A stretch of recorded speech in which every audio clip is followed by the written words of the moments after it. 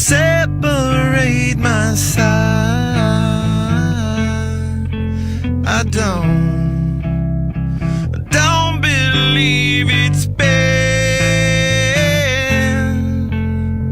slitting my throat, that's all I am. I heard your voice through a photograph.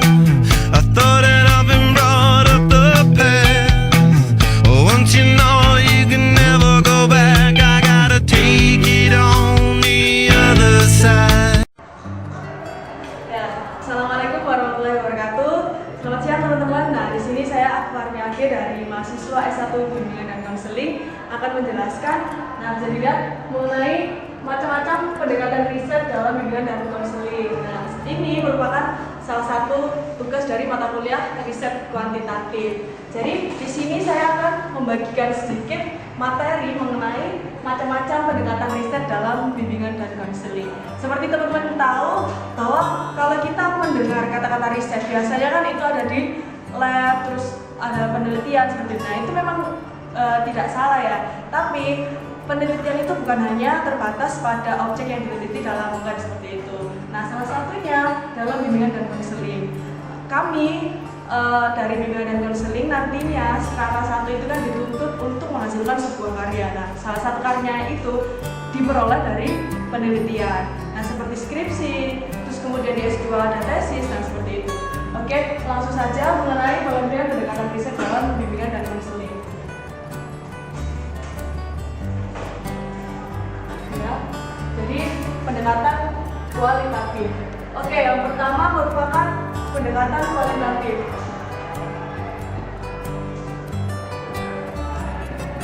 Pendekatan kualitatif. Jadi, pendekatan kualitatif ini merupakan salah satu pendekatan yang ada dalam penelitian. Jadi berdasarkan pengertiannya dari tokoh Jerry Zina, pendekatan kualitatif ini sebagai upaya menyajikan dunia sosial.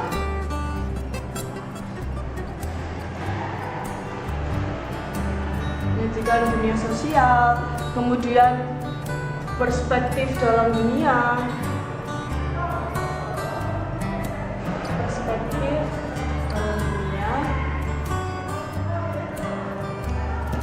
dan juga dari segi konsep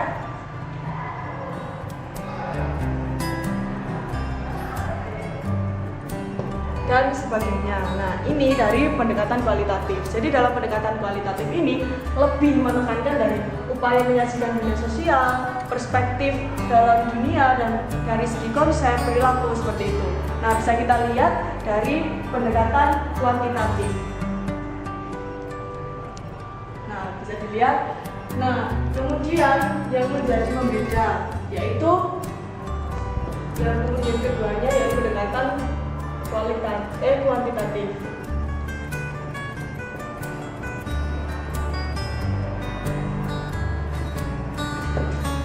Nah, menurut tokoh, pendekatan kuantitatif merupakan pendekatan penelitian yang berdasarkan diri pada paradigma positif dalam mengembangkan ilmu pengetahuan. Nah, bisa dilihat bahwa dari ciri kuantitatif ini bisa dari kata kita bisa mengasumsikan bahwa ini numerik. Seperti yang teman-teman tahu bahwa kuantitatif itu kan lebih pada hasil yang bisa diangkakan. Jadi ciri khasnya itu berdasarkan numerik. Terus paradigma positif. Oke, kita sudah mempunyai dua pengertian dari satu pendekatan kualitatif dan dua pendekatan kuantitatif. Jadi selanjutnya saya akan tentang karakteristik dari masing-masing pendekatan. Bisa kita lihat dalam PowerPoint.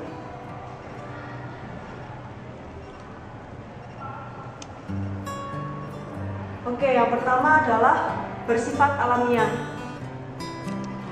Bersifat alamiah ini artinya peneliti tidak berusaha untuk memanipulasi situs, setting penelitian ataupun melakukan intervensi terhadap aktivitas subjek penelitian dengan memberikan treatment perilaku tertentu. Namun, peneliti berusaha untuk memahami fenomena yang dirasakan menggunakan subjek sebagaimana adanya. Nah, ini merupakan pendekatan kualitatif. Jadi seperti yang kita tahu bahwa pendekatan kualitatif ini upaya untuk menyajikan dunia sosial ya, yang menjadi salah satu karakteristiknya adalah bersifat alamiah. Jadi ketika kita meneliti sesuatu objek, nah itu yang disajikan adalah apa yang alami di situ, bukan rekayasa kita dan bukan treatment metode yang kita terapkan di situ. Dan yang kedua adalah bersifat dinamis dan berkembang.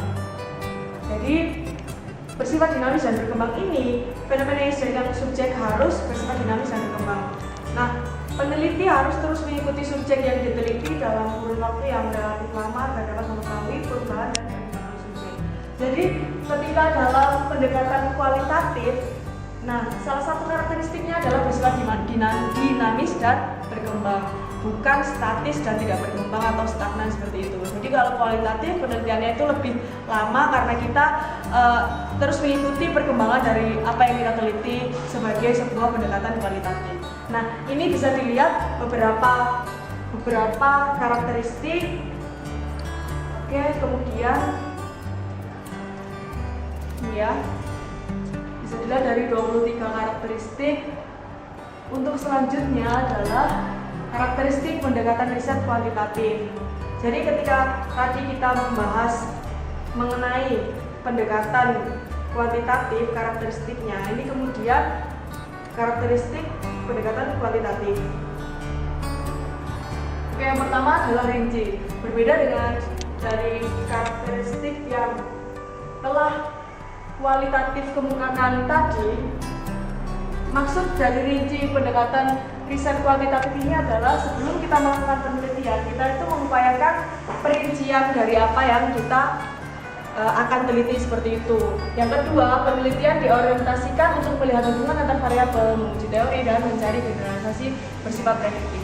Jadi sebelum kita melakukan pendekatan penelitian dengan pendekatan kuantitatif ini, kita perlu memperinci konsep penelitian kita dari konsep variabelnya, terus juga kita mendapatkan landasan teorinya dan juga generalisasi yang bersifat prediktif. Jadi kita semacam membuat hipotesa seperti itu.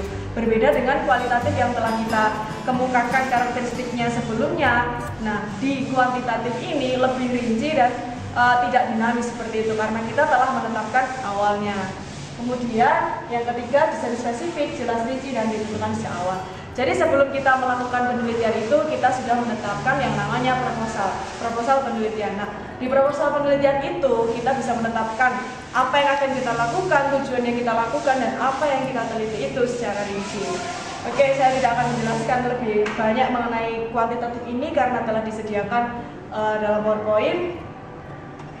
Kemudian selanjutnya mengenai perbedaan. Nah, bisa dilihat kalau perbedaan kualitatif lebih menganjurkan pemakaian metode kualitatif atau deskripsian seperti itu. Kemudian yang kedua, paradigma kuantitatif menganjurkan pemakaian metode kuantitatif. Seperti penjelasan utama dari pengertian masing-masing ini kan menyajikan upaya dunia sosial dan ini kuantitatif bersifat numerik. Nah, perbedaannya adalah ketika kualitatif itu menyajikan dunia sosial ini secara deskriptif, nah pendekatan kuantitatif ini bersifat numerik seperti itu. Kemudian yang kedua, bersandar pada fenomenologis dan sebagaimana adanya. Jadi kualitatif itu kita teliti apa adanya, kemudian yang kuantitatif bersandar pada logika positivisme seperti itu. Kemudian perhatian tertuju pada pemahaman tingkah laku manusia dari sudut perilaku. Jadi seorang perilaku yang kita teliti seperti itu, nah itu sebagaimana dia berperilaku seperti itu, bukan dari apa yang telah kita treatmentkan atau metode apa yang telah kita terapkan seperti itu.